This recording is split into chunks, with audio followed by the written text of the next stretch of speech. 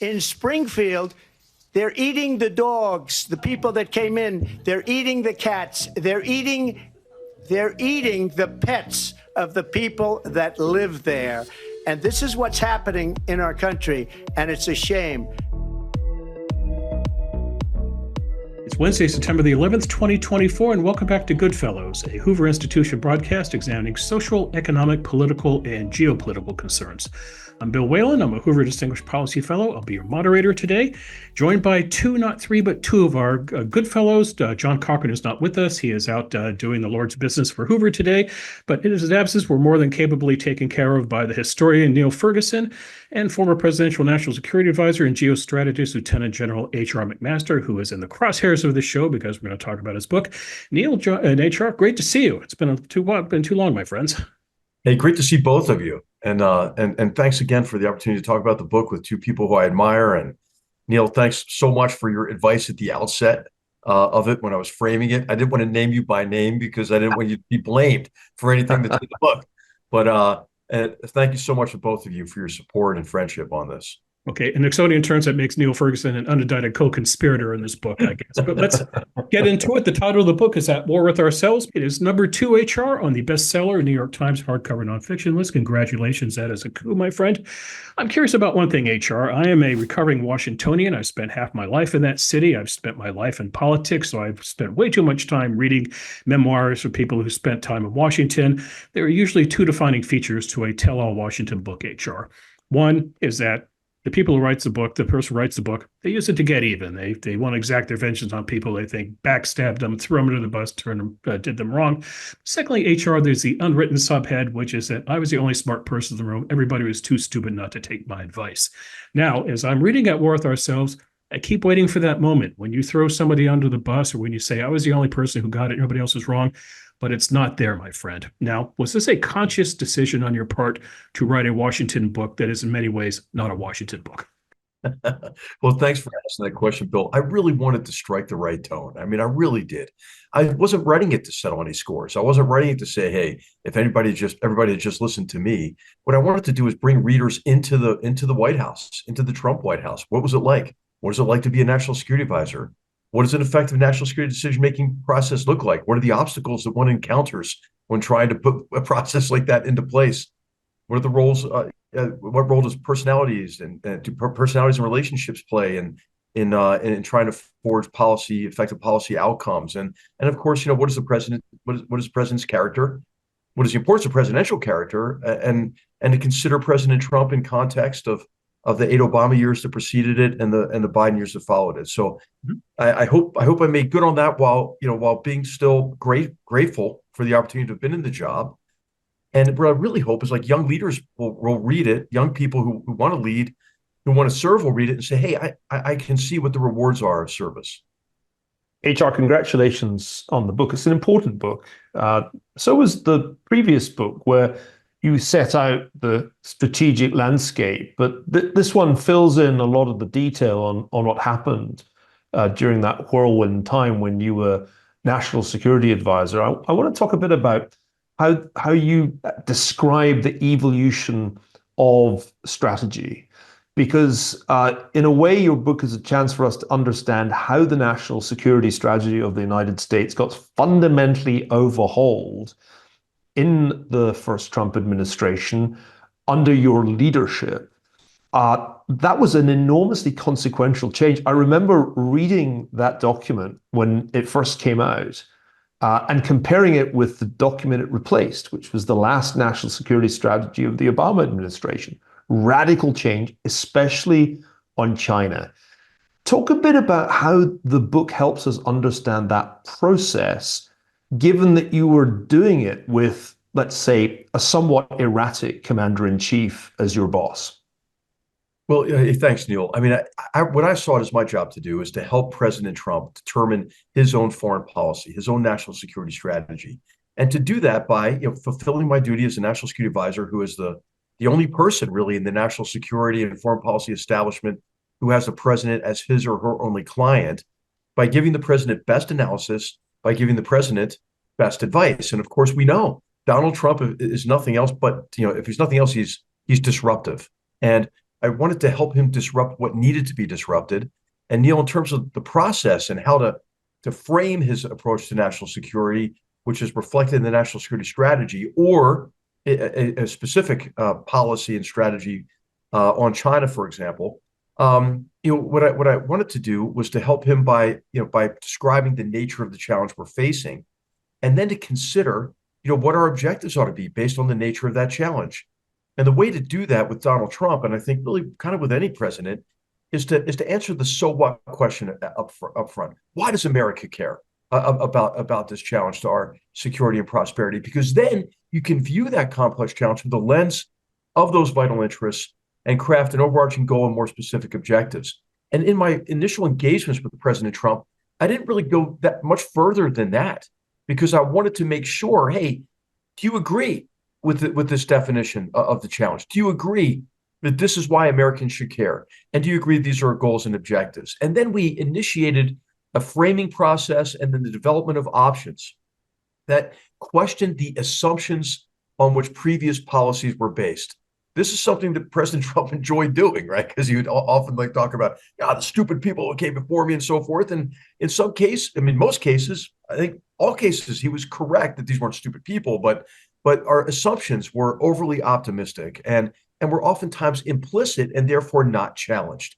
And so based on some flawed assumptions about the nature of the post-Cold War period, we had vacated critical competitive spaces, critical arenas of competition.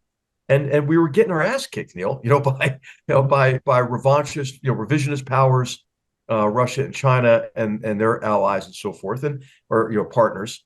And so we questioned those assumptions, and that allowed us, I think, to make the shift you described, between, the president's disruptive nature, his willingness to question those assumptions, and the way we crafted our engagements with him around the framing of the most significant challenges we were facing. I think that allowed us to put into place this, major shift in U.S. policy. One thing that strikes me about the book is that it's clear that it's hard to keep Trump on that course of a tougher line towards China because he keeps going off course. There's the moment where you're kind of telling him, make sure you don't fall into the old win-win Chinese terminology, because when they say win-win, they mean two wins for China. And yet, in fact, his inclination was often to ease the pressure, to look for some kind of deal to be done with Xi Jinping. Talk a bit about the challenge of keeping Trump on that track that the national security strategy set out, when his impulse was often to go right off it. Well, he understood fundamentally. He was consistent in his understanding on the challenge from China, and especially China's weaponization of its statist mercantilist economic model against us. So he was consistent on that. But President Trump, everybody knows this, right? They're saying, well, this is not a revelation. Has great confidence in his ability to make big deals, and big deals get him attention. Big deals, he thought were in the interest of the United States. And so in the case of China, what China does is wants the Chinese Communist Party leadership to string us along. The complacency is the Chinese American complacency is the Chinese Communist Party's greatest asset. So China will string us along with false promises of liberalization of their economic model or governance, or of new areas of cooperation on global issues and so forth. It's all nonsense, because what China is doing is trying to prevent us from re-entering those arenas of competition that we had vacated. And so I would, as we prep the president for these engagements, we would show him the previous failed pattern of engagement with China, the working groups that have been established for so many times, and how they would never really bear any fruit. And of course, President Trump, though, is like, he's reflexively contrarian. So what I would try to do is, hey, let him be contrary to Xi Jinping instead of me. So I would in these prep sessions, I would say, hey, Mr. President, this is what Xi Jinping wants you to say. And by the way, this is how President Obama or President Obama's national security advisor stepped into these rhetorical traps. And I think that prepped him well. He didn't fall for those traps. And then, of course, it wasn't just me. There were other really very capable people in that administration who were giving him the same messages. Our cabinet officials, Secretary of State and Defense, but also Bob Lighthizer on trade. Who's fantastically competent person, and somebody who President Trump has a great deal of respect for. So, as a team, and Matt Pottinger, gosh, I mean, that guy is brilliant on China, has so much deep knowledge, and the president likes to hear kind of stories and the history. And Matt did a great job in prepping for these engagements. So I think that we were able to keep him focused on those objectives. And of course, though, what happened is later in his presidency, he was attracted to the possibility of a phase 2 trade deal. Remember, Bob Lighthizer had negotiated phase 1. And the Chinese Communist Party leadership was dangling out this possibility of a really big deal that would be great for the American economy, that would address, President Trump's main concern, which is really the trade imbalance in goods, is what he really focuses on almost exclusively. And I know that's problematic from an economic perspective, but that's what prevented him from maybe taking more decisive measures in terms of countering Chinese economic aggression, such as intellectual property theft under Article 301 of the trade law, 232 would be, in terms of dumping of aluminum and steel, but then a whole range of other issues like overcapacity and subsidies for Chinese products. So that's going to, if Trump is reelected, all that's coming. I think he learned from that being strung along, and he'll be less patient with Xi Jinping from a trade and an economic perspective if he's reelected. HR, reading your book was kind of like eating a Chinese dinner, and that I was hungry about 15 minutes later, and I was hungry for Neil Ferguson's next installment of his Kissinger biography, because I believe, Neil, you pick up in 1969, if I'm not mistaken, and that's when Henry Kissinger started out as national security advisor. Dr. Kissinger is a man who is known to all people who are interested in foreign policy as perhaps one of the major scholars in America and the world today in this area. Neil, correct me here. I think Kissinger held the job for 6+ years, which makes him the longest serving NSA. But he also holds the distinction of holding both National Security Council and state at the same time. And I think in your book, HR, you mentioned talking to him and him joking about it's the only time the NSA director and the Secretary of State got along. It was fabulous.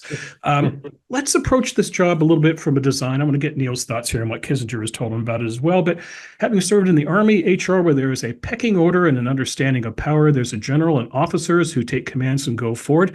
I always look at White Houses in design, and here Trump did something very curious. He had you at NSC. He obviously had a defense secretary, Secretary of State, CIA director, but then he had this little rump caucus, this little rump group in the White House, which was Steve Bannon and Jared Kushner. And I saw that, and that struck me as highly problematic for someone in your position, because why?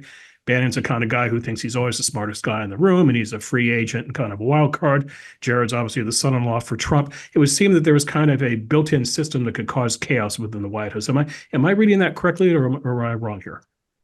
Well, no, I think you're right about that. And President Trump is predisposed, I read about this, to kind of pit people against each other, sort of like a sequel to the Apprentice, the reality TV show that he hosted. So it was a recipe for a lot of friction and tension. But what I tried to do was bring people into the National Security Council decision-making, policy-making process. Mr. Bannon really didn't want to do that. I mean, he was actually more interested in manipulating decisions consistent with his own agenda, and that made him like a less than optimal teammate in the West Wing, and especially when he began to employ tactics meant to undercut anybody who was not. Who was not helping him advance that narrow agenda.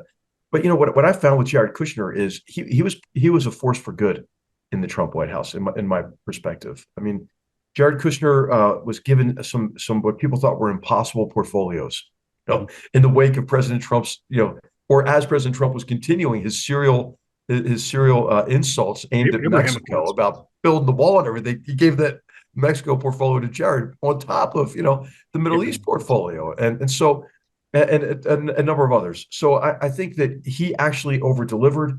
I'd like to think that we were very helpful to him. I know we were. And I said, hey, Jared, you can do this on your own with a small group of people, but it's not going to work. Bring it into our process. We'll run a process that's transparent with the departments and agencies. You can still drive the president's agenda as part of the NSC process, and you're going to have the departments and agencies who understand what you want to achieve and can be part of achieving it. And remember everybody, saying, oh gosh, it's a fool's errand to try to normalize relations between Gulf states and Israel. And he did it. with a great guy named Jason Greenblatt, and with the support, of departments and agencies. Those guys drove it. But you know what? It was a process that worked. I used the other example of the move of the embassy from Tel Aviv to Jerusalem, and we used the NSC process for that. I mean, our ambassador to Israel was reluctant about doing that. Jared was reluctant. I said, hey, listen, guys, this is the only way this is going to work effectively. And we did it. I think we demonstrated our role as the NSC staff as honest brokers, and we developed a great plan to do it and did it effectively. So anyway, I think that you're right, Bill. I mean, in any White House, this happens, right? And I write about that in the book. And as a historian, I was kind of familiar, with previous administrations, and history can be a great comfort because you realize you're not in an unprecedented situation. Right. And that's important because I think there were many journalists who wanted to represent the White House of Donald Trump as uniquely chaotic and characterized by factional infighting. But in fact, it's more of a feature than a bug of White House politics. The Nixon administration was very different in the sense that the personality of Richard Nixon was very different. A president that Donald Trump admires, interestingly, but they really couldn't be more different because Nixon was cerebral, introverted, spent a lot of time with Henry Kissinger thinking through strategy in ways that when you read my second volume, HR, you'll feel pangs of envy at the way those guys were able to work together. But what I try and show in the second volume, I'm still slogging away writing, is that there was all kinds of skullduggery going on as well. Right. Machinations, palace intrigue, Henry trying to make sure that the Secretary of State, William Rogers, was out of the loop on all the key decisions, the kind of politics of secrecy, not to mention wiretapping that ultimately led to the destruction of the Nixon presidency, all began early on in the Nixon White House in 1969-70.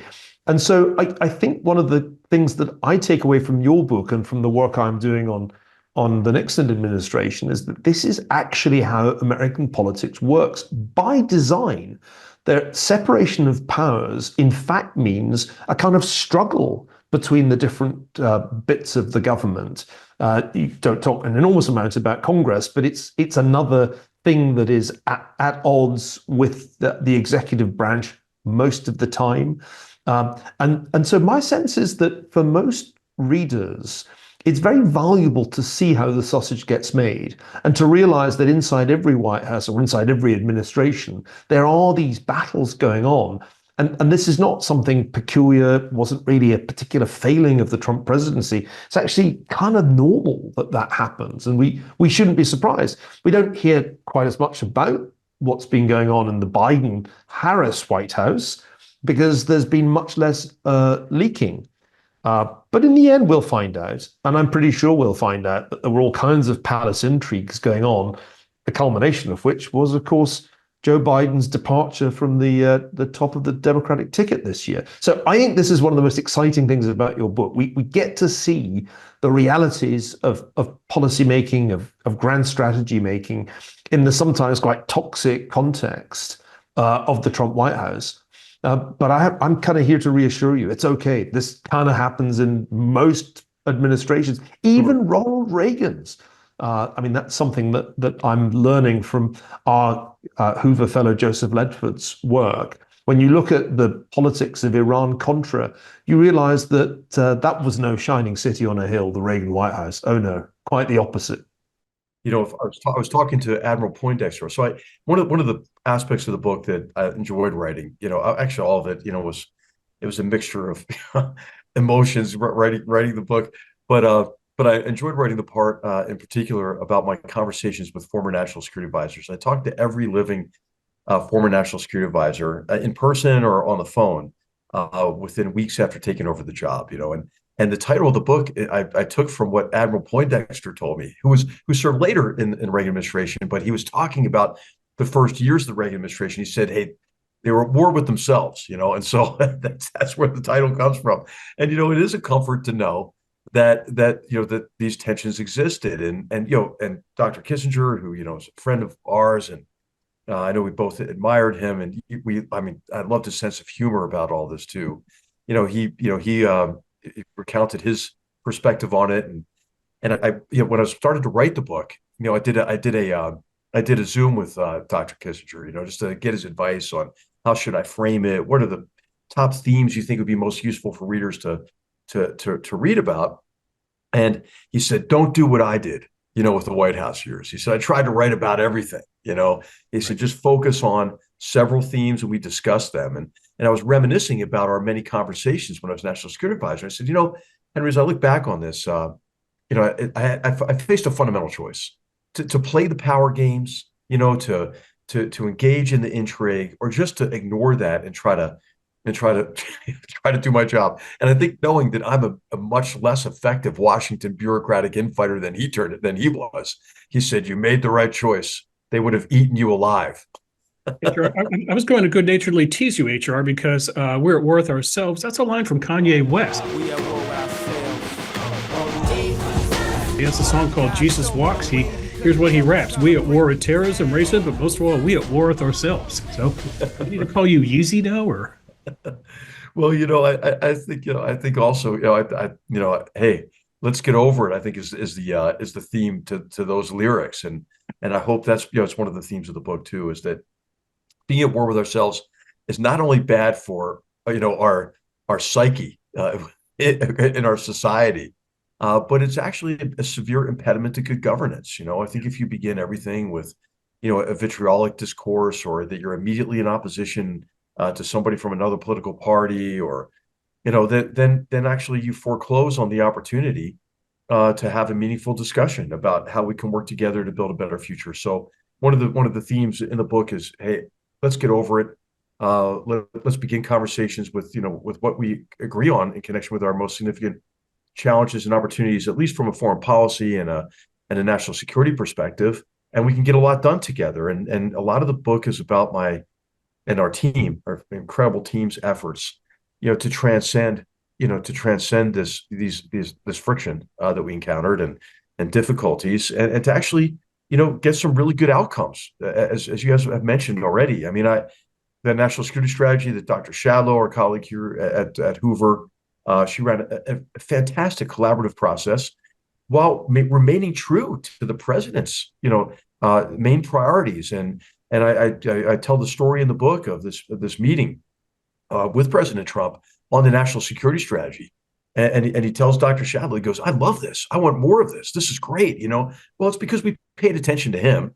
And then also, as we have been crafting speeches for him on foreign policy across the previous, 8 months, we had worked in a lot of these ideas so we could run them by him and get his feedback. And is the speech that he gave you in General Assembly, or in Warsaw, or at APEC, or ASEAN in Vietnam, and in the Philippines, or this first trip that he took, when he went to Riyadh, to Tel Aviv, to Rome, and to Brussels, so he was already on record with, I think, some really big ideas, important ideas that he's actually quite consistent on, burden sharing, reciprocity in trade, right? I write about his erratic nature, but there are some things that he's pretty darn consistent on, and he's not wrong about them. Now, sometimes, as I read the book, he's disruptive, but sometimes he can be so disruptive that he disrupts his own agenda, and sadly becomes the antagonist in his own story.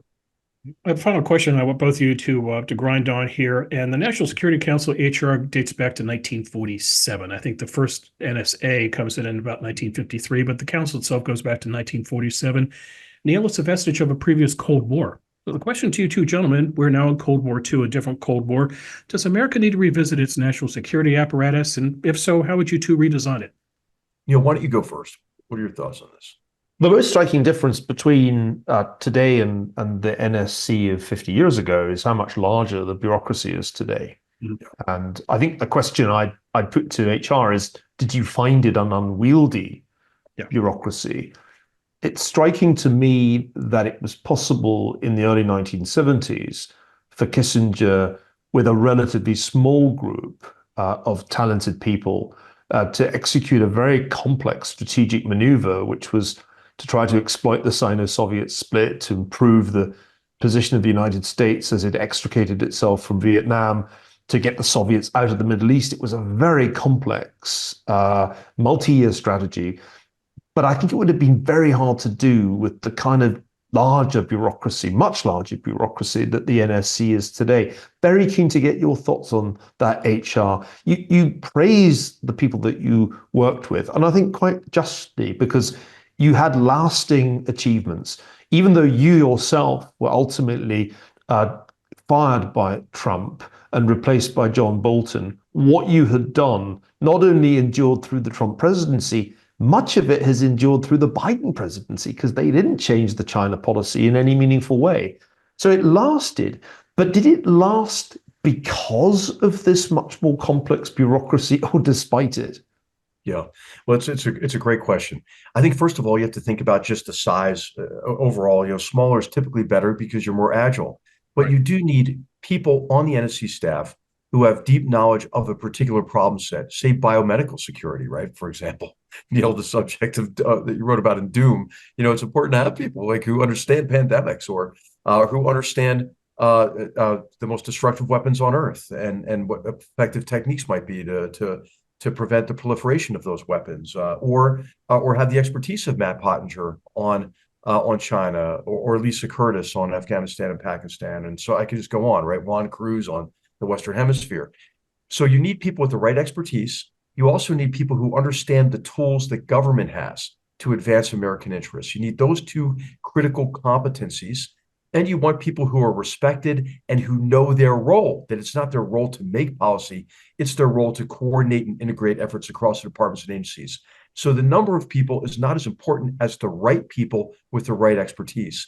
When people talk about numbers, the Susan Rice NSC grew to an unmanageable level, I think in large measure because they were centralizing decision-making authority about tactical decisions, rather than being farsighted and putting into place longer-term strategies. So the size of the organization is important, but also the role of the NSC and how you craft the National Security Council staff's mission and how they go about their business, in terms of, are they a strategic or more of a tactical organization? But when you hear the numbers bandied about a lot of times, you neglect the growth associated with Homeland Security concerns, which are relatively new. The National Economic Council, which has an international economics division to it, which is really important. I think John Bolton got rid of it and it's back now, but it was super important to integrate economic policy and foreign policy and national security policy. Really critical organization. And then also, the Homeland Security aspects of it, cyberspace, for example. Space is a competitive domain. So these new demands create new need for expertise. But again, it's the right people. But also when you hear the numbers of the NSC staff, what happens is the people who are in the situation room, the communications team, the protocol team, there are various admin people who manage clearances and do reception for new members of the staff. All of that gets lumped in a lot of times. The relevant number are the policy positions on the NSC staff. And again, what's most important, the fewer is better in general if you have the right expertise and the people who understand their role and are respected across the departments and agencies. I mean, when I first came in, I put forward a mission statement, for our team that our team was, was supposed to focus on, and we did, on coordinating and integrating efforts across the departments and agencies to give the president options. And then to assist, with the integration, and sensible implementation of his policies and decisions, not to do it ourselves, but to coordinate that. And then, we had a vision statement for our organization that we wanted to be valued and trusted, across the departments and agencies, and be a strategic organization rather than get drug into tactics. But you're right, it can become a behemoth, especially if you're centralizing, authorities. One of the first things I did, I tell the story in the book, is I inventoried all of the authorities and decision-making that had been concentrated in the White House under the Obama administration, and prepared memoranda for President Trump's signature to devolve those responsibilities and decision-making authorities back down to the departments and agencies. So, hey, China doesn't own the ocean. So why is the Department of Defense requesting permission to sail through the South China Sea? No. Or, hey, why does the White House, why do you have to request permission from the White House to have more than 3 helicopters in Syria? So these were ridiculous constraints, and I think we got out of that business pretty quickly. Okay, HR, we're going to leave it there. The title of the book again, At War with Ourselves, My Year in the Trump White House. It's available where good books are sold. Congratulations again, HR. It's a smash hit, #2 bestseller of the New York Times hardcover nonfiction list. Neil, he's making it hard for the rest of us to write books here at Hoover. I raise my hat to you and congratulate you, and it's a well-deserved success. When you were trying to decide what to do next, I can remember pitching you the Hoover Institution and saying it was the perfect place to come and write the books that you wanted to write. And I think I was right about that. Well, you're right. And a lot of that's because of you, Neil. I mean, when you have, you and the other fellows at Hoover to emulate and to get to know, you have to up your game. I'll never be as good of a writer as Neil Ferguson, but you made me aspire to at least at least be regarded as a decent writer. And then these are 2 terrific books, which are both readable and very illuminating on the problems that we face as a nation, both internal and external. So congratulations, and they richly deserve to be there in the bestseller list. So well done. Well, thanks to both of you for your friendship and support through the whole process. Thank you. All right, gentlemen, on to the B block and all of the brotherly love that you just saw between Neil and HR. We're now going to do a 180-degree detour from, because we're going to talk about last night's presidential debate in H.R. McMaster's hometown of Philadelphia, Pennsylvania. I'm spoiled here at the Hoover Institution because every 4 years when I need to figure out what's going on in a presidential election, wait for Neil Ferguson to tell me. And here's what Neil has told me about this election. It is the Barbenheimer election. And Neil, the master of pop culture, wrote a brilliant column not too long ago in which he said it's the Barbenheimer election in this regard. One candidate's the Barbie. She's running on lightness and kind of good-natured cheer. The other one's running the Oppenheimer campaign. Darkness, gloom. You can figure out who that is. Neil, you watched the debate last night. Is it still game on for Barbenheimer, or are you thinking in a different direction now? Well, it pretty much lived up to my expectations in that Kamala Harris did her best to avoid being pinned down on policy specifics. Yes. And to project likable, presidential, middle class, wholesome, cheerleading, intellectual, political Barbie persona. And Donald Trump became more and more angry as he fell into the carefully laid traps that had been prepared by the Harris team for him. And the angrier he got, the more he exaggerated, so that in the course of the evening, we had America destroyed by the worst inflation in its history, World War III just around the corner, and illegal immigrants devouring the domestic pets of suburban Ohio. So yeah, it pretty much was Barbenheimer. I think a hugely successful debate for Kamala Harris, who avoided word salads, stuck to some very well-rehearsed attacking lines, and got Trump to take the bait on just about all the issues that his team must have wished he could have steered clear of. So you have to hand it to the Harris campaign. They prepped extremely well, and she delivered the goods. I was also struck by how very grating Donald Trump's voice became. If you remember 8 years ago in the debates, it was Hillary Clinton's voice that was grating. It's just awfully good that someone with the temperament of Donald Trump is not in charge of the law in our country. Because you'd be in jail. Secretary Clinton. But last night I found myself wishing that Donald Trump would just change his tone maybe just once from mad, so mad, mad as can be. And all over the world, crime is down all over the world except here. Crime here at one is point, up I and realized through that the roof. Kamala Harris's voice is actually somewhat lower than his, and she is very carefully working on a mellifluous delivery that I think will be going over pretty well in those households that don't want to be in a permanent state of barely controlled fury. So that was pretty much a Barbenheimer evening. And as such, I think a box office success. Remember, Barbie did trounce Oppenheimer at the box office last year by something like 2-1 in terms of ticket sales.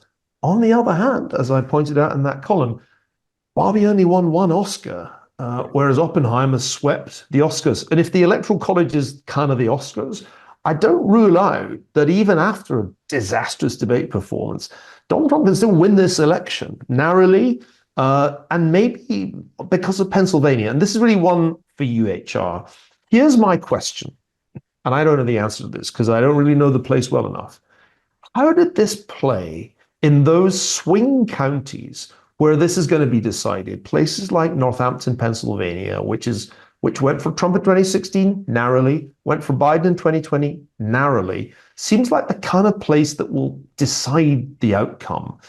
How did it all go over there? That's what I really like to know. Are people in those swing counties of Pennsylvania inspired by Barbie's vibes and joy and all that good stuff?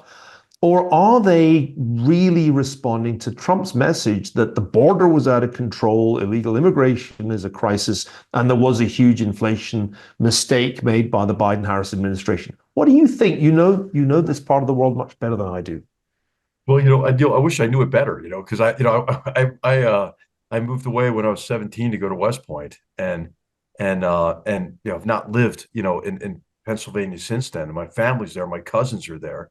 And I think it just depends on maybe, how Americans broadly, how they regard not only the debate, but the nature of the candidates. I think that Vice President Harris, seemed like she was, going to completely reverse some of her previous positions, on fracking, for example, which is quite relevant in Pennsylvania, as well as the issues of border security. I mean, the president really let her off scot-free on that. She didn't really talk about it, right? She talked about prosecuting members of transnational organized crime gangs, So I just found the whole thing so disappointing. I think a lot of my fellow Pennsylvanians will feel the same way, because I just got a sense of missed opportunity to really hear what the candidates think. I mean, there were a couple of issues here and there that illuminated maybe, a predisposition in a certain direction on foreign policy, national security, energy security and energy policy, economic policy. But man, I mean, there could have been so much more we could have heard from both candidates, because, as you alluded to, Neil, it was performative rather than formative. And Bill, you're the politics expert here. How big of an impact do you think? I think what is clearly a Vice President Harris win. Just from, I mean, I'm not a good judge of this kind of stuff. But, look, you want to do performative. She performed better by far. Neil was right. Trump was offense. Reminder, this is the third time he's done this. This is not the Trump of 8 years ago, not the Trump you knew in 2017, HR. She was far better in performance. She was far better prepared. Yeah, she got a lot of help from ABC. Let's not gloss over that. But, it's important to note we're doing this in the bubble right now. It's less than 24 hours after the debate, and we all get a little overworked about this. Let's see what the polls move. And I would caution one thing, I'm not being partisan here. She had a very good run for about a month. And then you might have noticed, Neil and HR, the polls kind of cooled down for her, and the race got back to where it would have been with the normal Joe Biden had he not dropped out of the race. So let's see in a couple of weeks from now if we restore. But, getting back to the Barbenheimer idea, there's a very famous Pennsylvanian who jumped in the race last night, Taylor Swift, Tay-Tay. Let's talk a bit about the Taylor effect. And here, my friend, I want you to choose your words carefully, because she has 95.2 million followers on X, Neil, and they fight fiercely for her. So be careful in talking about Tay-Tay, but she has now endorsed him.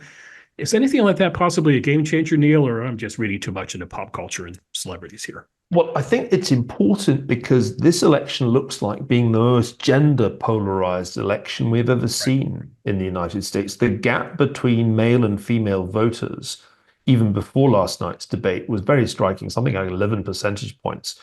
And of course, an endorsement from Taylor Swift delivers, I presume, a significant number of young women, especially, in just the same way that the opening exchanges on the issue of abortion were calculated by the Harris campaign to resonate with female voters. So if this election is differentiated by anything compared with, say, 2020 or 2016, I think it's this, that there's going to be a big divide between the male and female vote, especially amongst younger voters, where we see a very striking phenomenon. And not only in the United States, we can see it in the UK too, we can see it in Europe, we can see it in South Korea. Young men are trending right and young women are trending left in a way that I don't think we've seen before. So that's the significance of Taylor Swift weighing in. And it was a well-timed endorsement after Donald Trump had been the quintessential angry old man. And Kamala Harris had played very successfully the empowered, powerful, and confident woman. So, yeah, I think this is the big issue in this election. She has to foreground what they call reproductive rights, but I'm going to call abortion, because that's an issue that is very difficult for Republicans, that divides Republicans, where Donald Trump is not in sync with quite significant parts of his party, especially in Bible Belt states.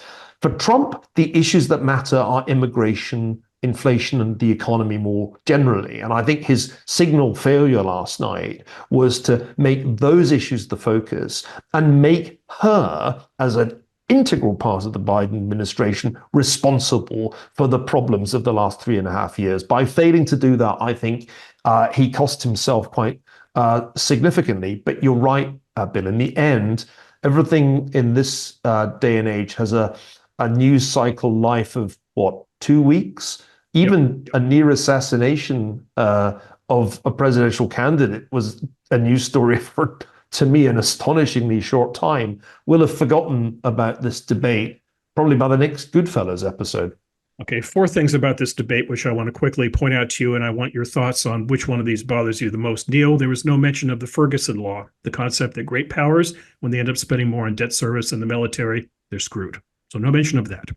HR, no pushback when Kamala Harris said the following, quote, as of today, there is not one member of the United States military who is in active duty in a combat zone in any war zone around the world. Neil, no mention about what's going on on campuses and cancel culture and anti-Semitism. HR, no conversation. You can appreciate this having briefed a president every day for a year. No discussion about what Kamala Harris knew or didn't know about Joe Biden's cognitive state. So HR, which of those 4 things concerns you the most? Well, I guess predictably, I'll say that there are no U.S. servicemen and women in harm's way around the world or engaged with enemies around the world.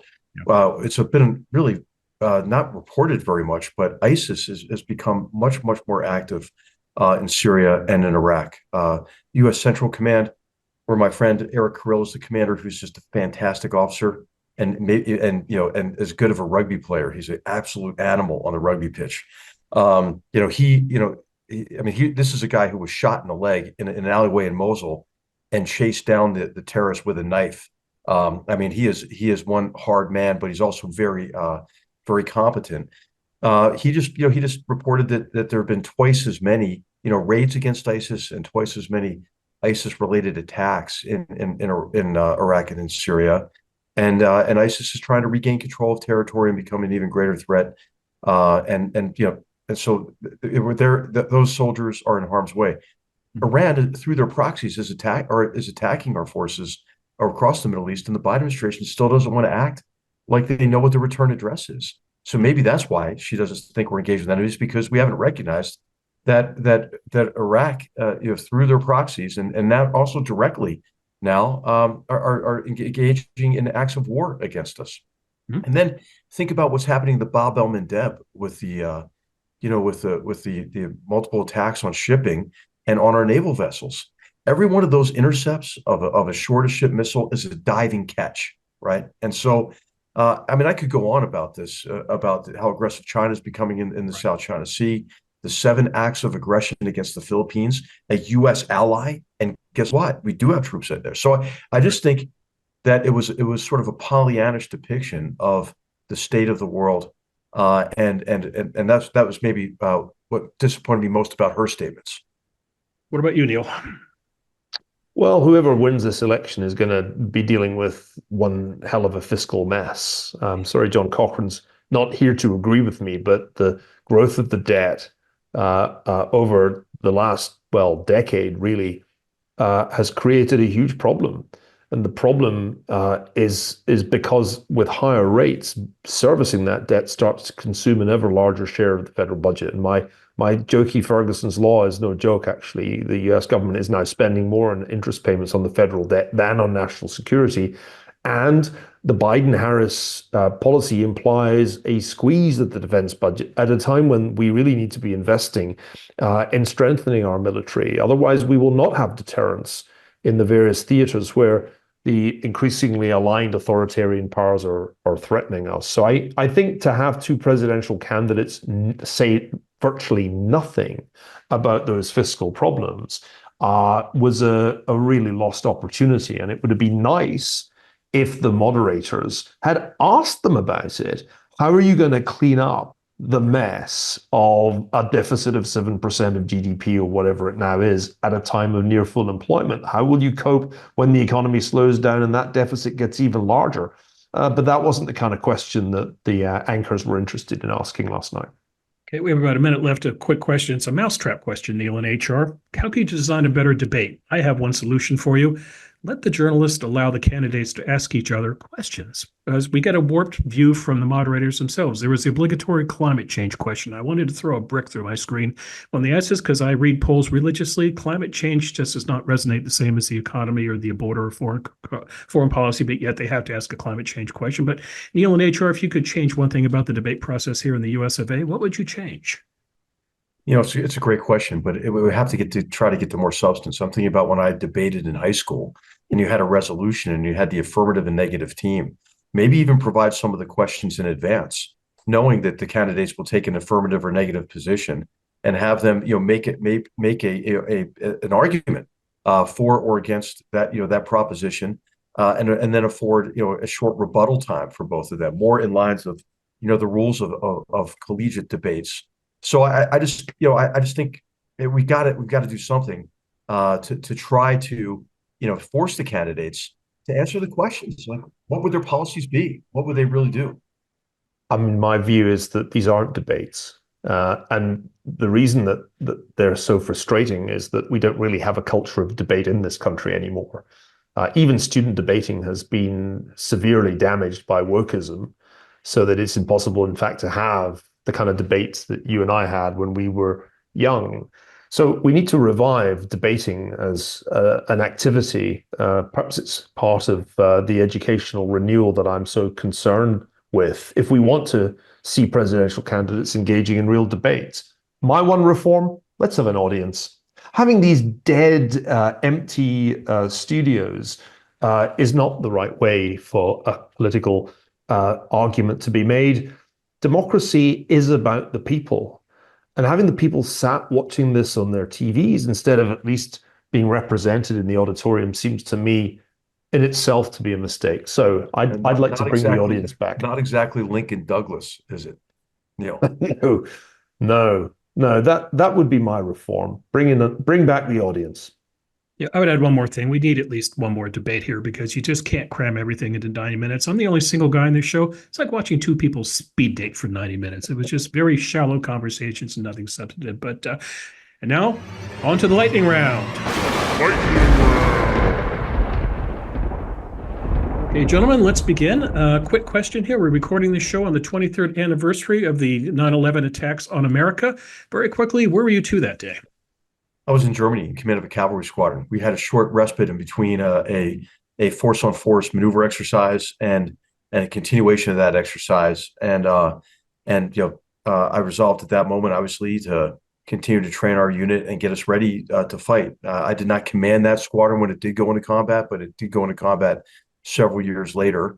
And of course, it was a huge change for our armed forces as we pursued the enemies of all civilization in Afghanistan, and then had the subsequent war in Iraq as well. So, yeah, I was in Germany and in Schweinfurt, Germany. Mm-hmm. Neil? I was in Oxford, and I watched on a rather dodgy dial-up internet connection the Twin Towers of the World Trade Center crash down. And I realized at that moment that I had to come to the United States. And I very shortly afterwards said to New York University and to Harvard that I was interested in moving from Oxford. And NYU faxed back an offer almost the next day, and I accepted it. I had been due to give a lecture at NYU on September the 12th. and of course never flew. So for me, it was a decisive moment. It was one of the critical reasons why I moved to the United States, because one had to rally round at that point. And NYU is the university closest to Ground Zero. So I taught there for 2 years, and 2 very happy years they were. But there were years that I spent in a city that had been deeply, deeply scarred by the events that unfolded 23 years ago. Okay, gentlemen. Next question. A would-be historian goes on Tucker Carlson's show, and he says that Winston Churchill was, quote, the chief villain of World War II. Our friend and colleague, the Lord Andrew Roberts, calls it a display of, quote, staggering ignorance. Our genius historian, Neil Ferguson, calls it the return of anti-history.